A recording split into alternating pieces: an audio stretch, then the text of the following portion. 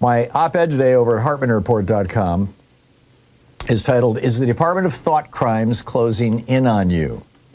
And yes, this is something that they have actually created.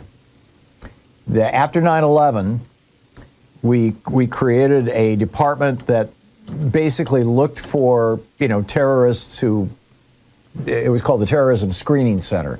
For like guys from Saudi Arabia who wanted to learn how to fly airplanes but didn't care about learning how to land them. That was one of the flags, actually. It's a real thing. So they set up the Terrorist Screening Center. Well, Trump just changed this to the Threat Screening Center. Now, what is the threat? Well, it's not guys from Saudi Arabia looking to learn how to fly airplanes. No, the threat now that they want to look at is Americans who subscribe to or espouse, quote, and this is from the National Presidential Memorandum number 7, National Security Memorandum, anti-Americanism, anti-capitalism, anti-Christianity, extremism on migration, race, gender, or hostility toward those who hold traditional American views on the family, on religion, and on morality. You get this? That's you and me. I mean, by their definitions, the fact that I think that we should have gay marriage, that's an extremist view in their mind on morality. The fact that I think that Pete Hegseth shouldn't be running Christian, so-called Christian, not even Protestant, evangelical Christian services in the Pentagon and broadcasting them to all of our troops worldwide, the fact that I object to that is they would consider an extreme view on religion. The fact that I think that gay couples should be able to adopt children, they would consider that an extremist view on the family, on traditional American views on family. The fact that I acknowledge that black people and Hispanic people, and Native Americans, but largely black people, mostly black people, have been the victims of brutal discrimination throughout my lifetime. I'm not talking about slavery days. I'm talking about the last, X years, the last half a dozen generations. Makes me an extremist on race in their minds. And the fact that I'm critical of capitalist billionaires paying nothing in income taxes or pennies compared to what you and I pay makes me an extremist on capitalism. And maybe you too. Well, first, Ken Klippenstein discovered that he's a reporter. He discovered that there was this national security memorandum, presidential memorandum, which I just shared with you. I just read to you a paragraph from it. He then discovered that Trump, and this was 3 months later, this was still a couple months ago, discovered, and I reported it here on this program at the time, that Bondi and Patel, the DOJ and the FBI, were busily compiling lists of potential terrorists. And they were sharing this responsibility with ICE and with 200 FBI joint terrorism task forces. And Bondi had instructed them to go back 5 years in monitoring our social media to look for examples of the kinds of extremism that I just talked about. But that apparently was just the beginning, because this week, just a couple days ago, I believe it was Saturday or Sunday, Ken Klippenstein published a new report finding that Kash Patel has set up within the FBI a new working group which includes 10 different federal investigative and police agencies, presumably including ICE, to, quote, proactively identify those of us, end of quote, those of us who may disagree with their opinions, with the Trump administration opinions about religion, gender, or capitalism.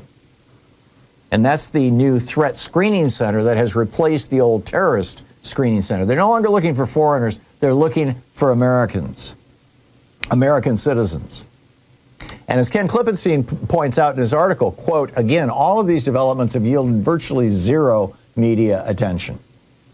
I think it's a massive story that absolutely nobody is paying attention to. I mean, when authoritarian regimes come into power, they follow what's called the dictator's playbook, a very specific set of steps. They purge government institutions of professionals and instead, fill top ranks of government with their toadies and yes men. They strip their political party of anybody who might stand up or even consider challenging them. They help friendly oligarchs buy up the nation's primary media, and they pay them off by giving them big, juicy government contracts. They pack the courts so that their buddies can crime without consequence. They build a separate parallel police force to, loyal first and foremost to dear leader rather than the law or the Constitution, to terrify the population and keep order. The Schutzstaffel, the brown shirts, the black shirts, the Tonton Macau, the Centro Nacional de Informaciones, or however you say it in Spanish, forgive my lousy. This was in Pinochet's government, or the Brigada Político Social in Brazil, or the KGB FSB, or ICE. But the key to their identity, the main thing that people who want to turn a democracy into a dictatorship always do, 100% of the time, is they identify an enemy within. For Hitler, it was first the communists. Well, actually, it was first the gay people, then it was the communists, then it was the Jews. But there was always an enemy within. There has to be an enemy within. Otherwise, you don't have a rationale for authoritarianism. For Mussolini, it was the communists. For Pinochet, it was the so-called communists, the people who protested his form of government, the socialists, the people who were aligned with Allende. For Orban, it was the Syrian refugees, brown-skinned Muslim refugees. In fact, when J.D. Vance was in Budapest day before yesterday, he making a pitch for Orban's re-election, he said he kept out those illegal aliens, or words to that effect. That's not a verbatim quote, but damn close. So identifying the enemy within. Well, the enemy within, typically the first enemy within that gets identified are immigrants, very, very frequently. I mean, as Orban did, as Putin did with the Chechens. Oh, it's those other people. They don't look like us. They don't talk like us. They have a different language even in some cases.